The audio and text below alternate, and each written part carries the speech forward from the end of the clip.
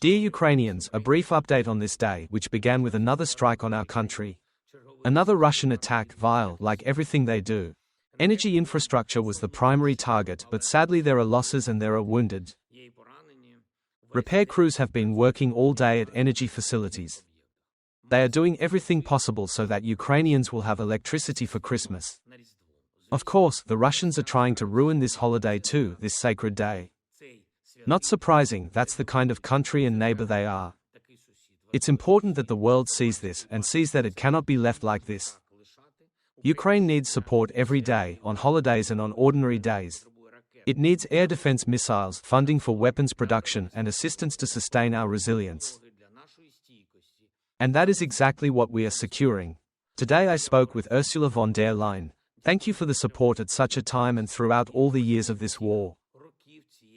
Once again we discussed the details of the €90 billion package for Ukraine for 2 years.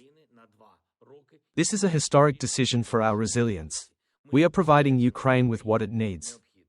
Today there was also a detailed report from our negotiating team. Rustem Umarov and Andriy Natov returned after a meeting in the United States with representatives of President Trump.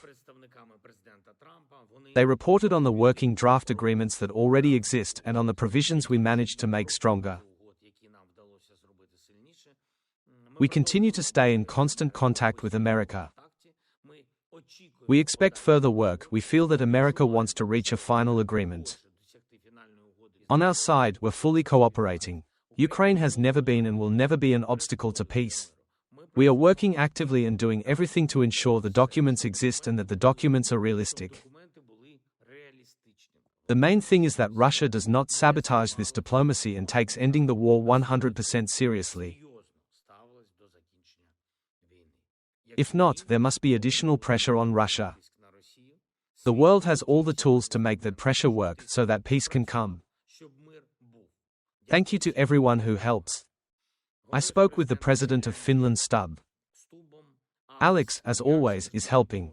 We are coordinating as closely as possible with all partners. There were also detailed reports from the military today. Thank you to all our warriors, to every unit, for active defense. Today there was also a report from Ukraine's Prime Minister, Yulia Sviridenko. The situation in the energy sector, the restoration of our generation capacity and networks, and the transformation of energy companies. A lot is being done. There are first results from audits, the renewal of supervisory boards and management continues. Everything is right. Separately, we discussed the first results of our winter support program. Almost 18 million have already applied for winter support. Tomorrow we can reach that number. It is important that the application is submitted by Christmas.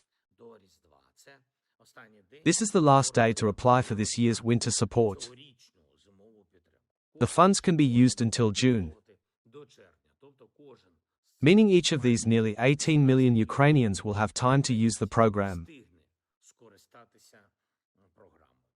And we see that such forms of support really work. Direct support, and not only in our country. America, Europe, and other parts of the world, one way or another, are forming their own direct support programs. We will provide new ones for the next year. Thank you to everyone who cares about Ukrainians, about our state, about our defense, about Ukraine's national interests. Thank you to everyone who defends Ukraine as they would defend themselves. Glory to Ukraine.